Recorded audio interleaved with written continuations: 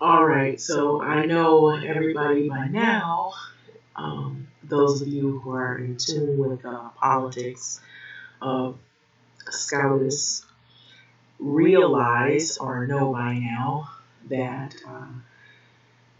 Ruth Bader Ginsburg has passed away at 87, I believe was the age. So Ginsburg's death draws a big surge of donations to Democrats. So I'm going to say, for the title of this video is Get Mitch or Die Trying. And you'll see why in a minute. Now, I'm going to add in here what I read. This woman was very influential for her work in women's movement and the fight for women's rights. And there were some controversial cases that she was involved in. And I will let you look that up. I won't go into it. But pretty much this woman, Ruth Bader Ginsburg, was the real deal in terms of SCOTUS, in terms of she was a staunch liberal Democrat, and the woman has a following, and also even in pop culture to some degree, and she was also termed as the notorious RBG. And she had a lot of people who looked up to her. Don't let the 5'1" small frame fool you. So she has a following, and so if you look her up, you can find out more information about who this woman was. But we'll go into this article right here, because within hours there were outpour of donations shortly thereafter. And so the reason why I'm doing this particular article, because it's a huge deal in terms of the decades to come of different laws, different issues that are social issues that could come into play here. What could happen is if Donald Trump is able to make a pick and put someone in the seat of this woman who passed away in the Supreme Court justice, that would affect women's rights of abortion, women's rights, depending on who they pick. These people can make decisions that are extremely crucial for decades to come. And there's other issues that are real hot button social topics, like healthcare. Also, let's just get into the article, and so you'll see what I'm saying, how much money they raised, and on both ends. And the other thing, the outpour for this issue right here was so huge, so much money. The first thing that popped into my head was, if you can raise that much money in such a short span of time for those issues, you see what people find crucial and what they stand behind. And I just want to mention before I read this article that not before this situation occurred, we had been talking about, reparations for Black Americans. We've been looking at shootings of Black Americans. we've been looking at police violence, and now it's getting so crazy out there. Believe me, it's getting so crazy. And, I'm here in LA, and I read recently that now the police is being targeted. At first, it was, you still do have people that are being gunned and beat. But now, because there was an incident specifically in the Compton area, here in California, the police has to be very careful now, because there was an incident that went on for years where cops had cliques, and they had like their own little gang within law enforcement, and they had a lot of people beaten, attacked, abused. There was a lot going on with all of that, and it happened for a period of years, and it might still be going on for all we know. But people have had enough, and so now what they're doing is, what article I recently read is that the police was ambushed, and I believe some officers were in the hospital because of the ambush. And so some people have taken to the streets, because there have been Black Americans here in LA that have gotten killed on multiple occasions, even prior, but even more so now. Ever since the George Floyd incident happened, there's been more shootings of Black Americans. And so, getting to this article, we've been talking about, issues about housing, homelessness, healthcare, abortion, women's rights. And this woman who passed away, for those that don't know, she was one of the judges and had a long history of women's rights movement.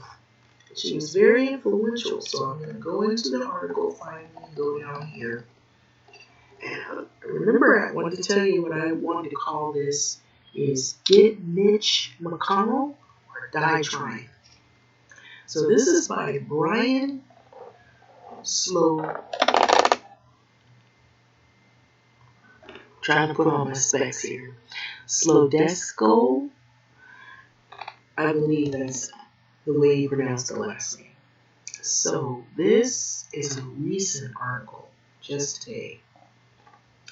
Out of Washington, Associated Press, Democrats raised more than $71 million within hours after Supreme Court Justice Ruth Bader Ginsburg's death, demonstrating how the liberal icon's passing and the contentious nomination fight that lies ahead have already galvanized the party's base.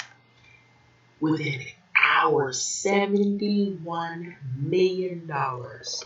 So the jaw-dropping sum was raised by 9 p.m. on Saturday, after news of her death broke late Friday. It only took hours for them to raise $71 million. That there was no wavering, there was no questions asked. That was a lickety-split donation. And I'm going to tell you why, because people feel that now we are in a tailspin. We are at a point where all of the social issues are heated, hot button topics that are constantly crucial right now. We're at a turning point. Like I said, we have all these police shootings. We have all these protests going on. We have a lot of people who, believe it or not, could end up homeless. We might have new homeless people because while the moratorium is going on, as it ends in December, at the end of December and beginning of January, you can't keep this moratorium going. Surely you can't. We can't live another 6 months after this is over with by 2021.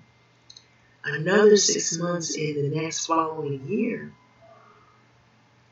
rent-free, basically.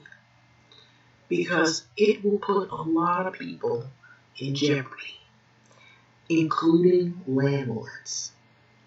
So, there's so many things going on, so much chaos, and so it only took $71 million within hours to be raised. That's a lot of money. I just had to look at that. I'm like, just within hours. Not even a good 2 days passed, and they were able to raise that. And so that when I saw that, it made me think of all of the other things that people have been requesting money for. And think about that. You just think about that. So that money came by 9 p.m. on Saturday, after the news of her death broke late Friday, according to the donation ticker on the website of Act Blue, the party's online fundraising platform. The 2020 campaign, which will decide control of the White House and the Senate, had already delivered record-shattering fundraising totals for the Democrats, a sign of the motivation within the party to rebuke President Donald Trump on Election Day. So that's what this whole thing is a race to try to see if they can take control of that seat.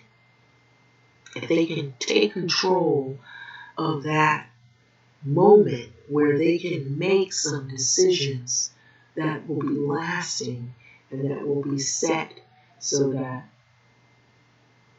we won't have another person elected or put in a position where they're making life and death crucial decisions that can affect millions of people. But Ginsburg's death brought new impetus to the campaign, particularly after Trump and the Senate Majority Mitch McConnell, who is a Republican of Kentucky, both pledged to move forward with finding a new justice. So he can do that.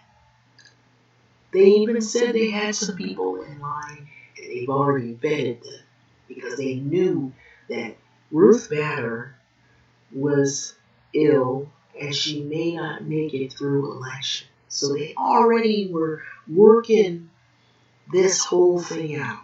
Mitch McConnell and Donald Trump and all of these other people who were trying to figure out how to get conservatives in scouts so they can make all these decisions. So that would further tilt the court in a conservative direction, carrying wide-ranging implications for the fate of abortion access, environmental regulations, and health care, just as I said earlier.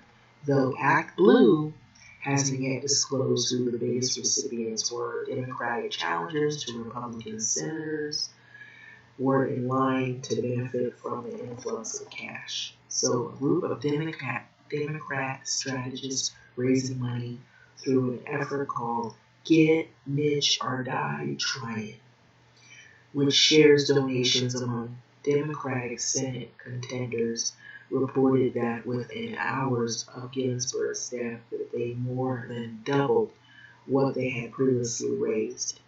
So, in tribute to the extraordinary life of Justice Ginsburg, I'm matching donations to this fund up to $10,000 tonight, tweeted Grey's Anatomy showrunner Krista Burnoff. So, Senate Brian Schatz, Democrat of Hawaii, included a link to the fundraising effort in his tweet. Don't pick your favorite candidate or the one you've heard of. Give here. I repeat, this money goes directly to the most competitive races, not just the most famous candidates. So a separate Senate-focused Democratic fundraising push specifically mentions Ginsburg's legacy.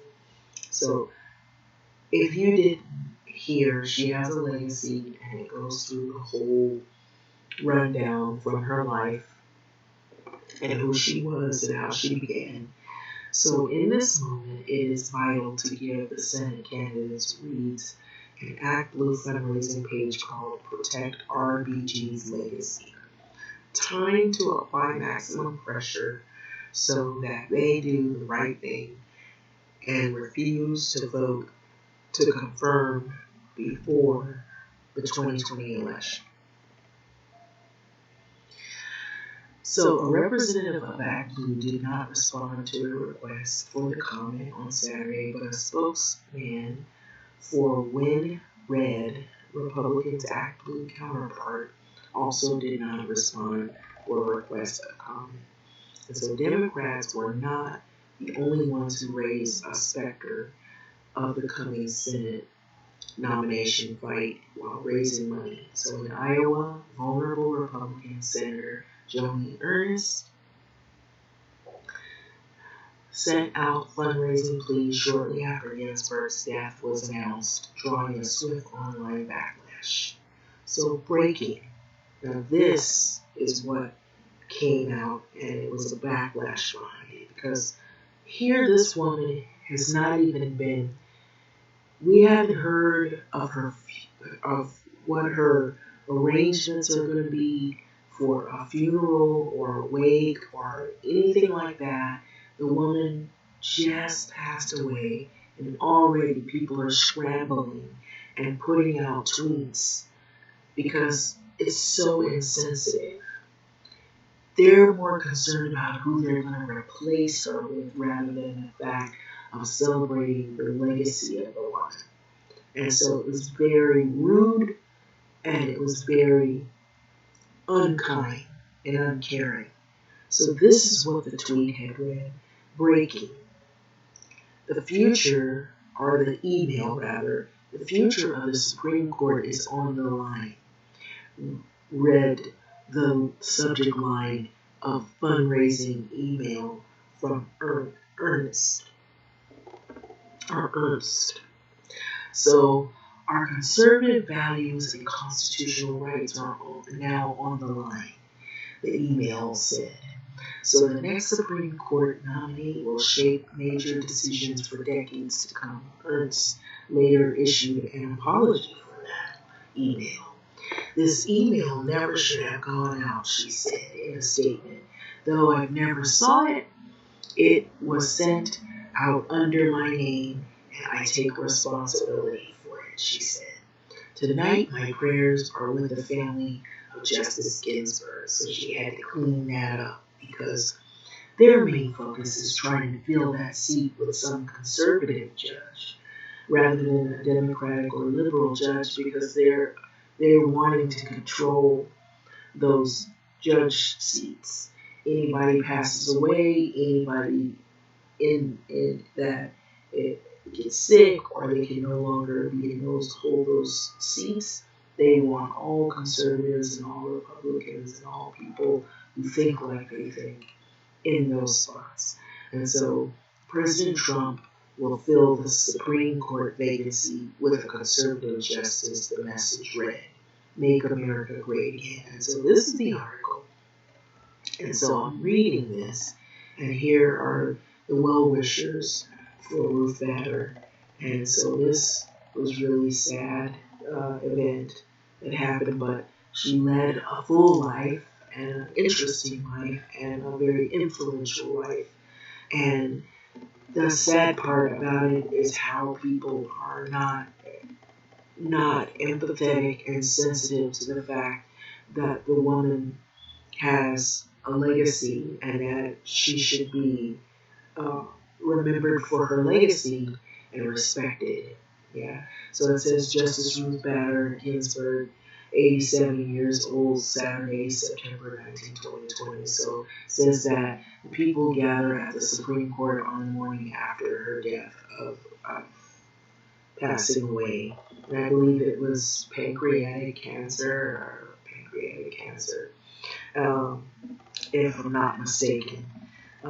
You can correct me if I'm wrong on that. I'm just going off of what I remember hearing from the news when I saw the news broke. I believe there's also some clips that are still photos of this, of the well-wishers. And this was Ruth, for those, if you're not familiar. Okay. And so, what is so crazy about this is how they didn't have a lot of empathy in terms of, how would you say it? Respect is a better word for the fact that she just passed away and already they're scrambling. They're more concerned about filling her seat with a Republican or a conservative judge.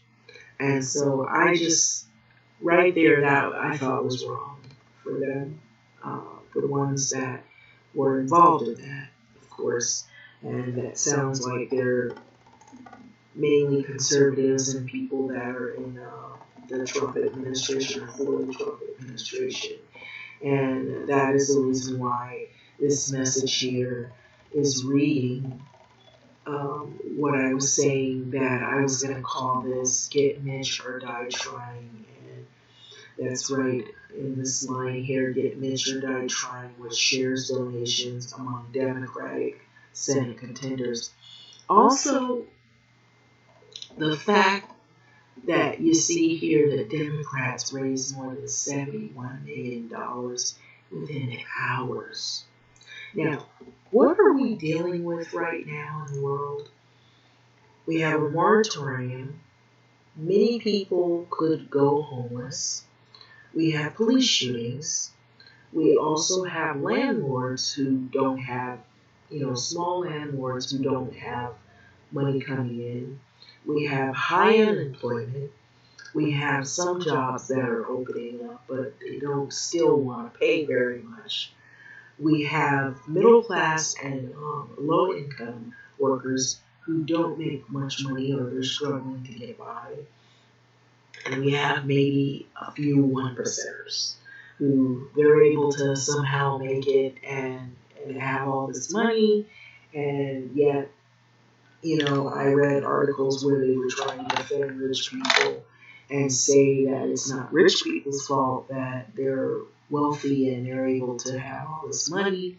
But from what I was reading, in terms of most of the people that have acquired wealth, they own companies, they have shares of stock, some of them are involved in the stock market. They sell off some of their shares, and then they also will buy new shares of other parts in companies.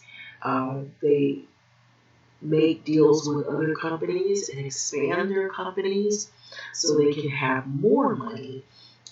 They prepare in a way where when there's problems like these, like the coronavirus pandemic, they tend to do better. They are able to have better health care, fare better in emergencies like this.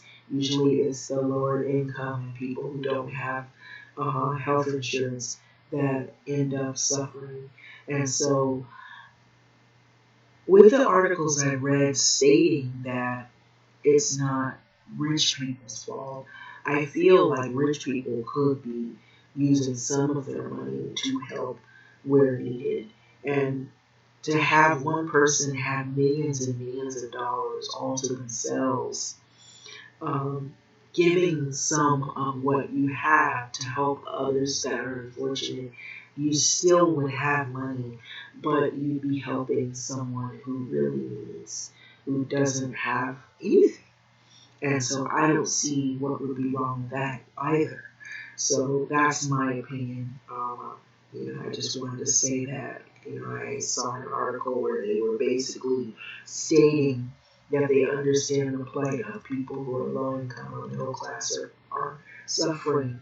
But if you understand, then it's the only thing I can think of for one is here you got CEO Jeff Bezos. He's with the company Amazon, and he probably has other companies, I'm sure, other projects that he's working on, which I'm sure he's actually made so much money during this pandemic. And for that one guy, and not only him, there's been others, to come into so much money like this. You had a group of workers who were protesting that they didn't have sanitary or safe conditions, that is, from the coronavirus.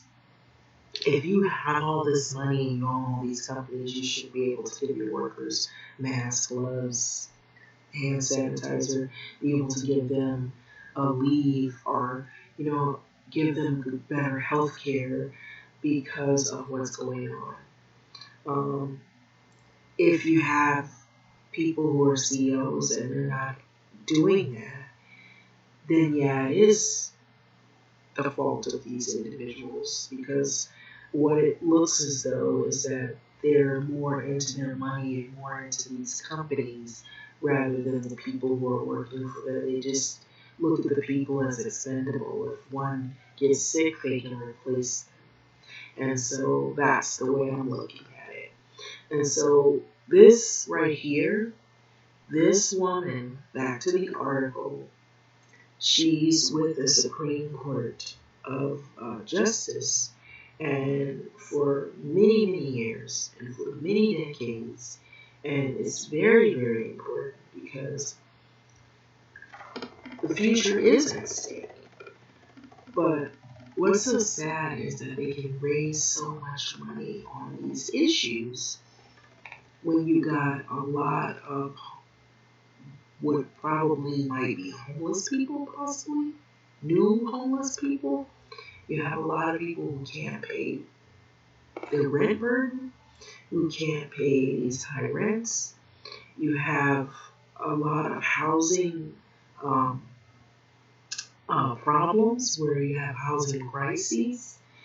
You had, like, even in the 2008, there was a lot of foreclosure, and the banks were bailed out, the companies were bailed out, but the people weren't bailed out. They had to scramble to try to get help. And some of those people were forced to end up becoming renters. Now they could get kicked out of their rental apartments and units because of this coronavirus, what had happened, the lockdowns. And so people are not happy. They're not happy for many reasons. You have all these shootings, all these things going on, but this woman dies, which, yes, we know she was very influential, but it didn't take very long for them to raise $71 million within hours. Just think about that. When people want to do what they want to do, they'll do it, won't they? I'll let you think on that.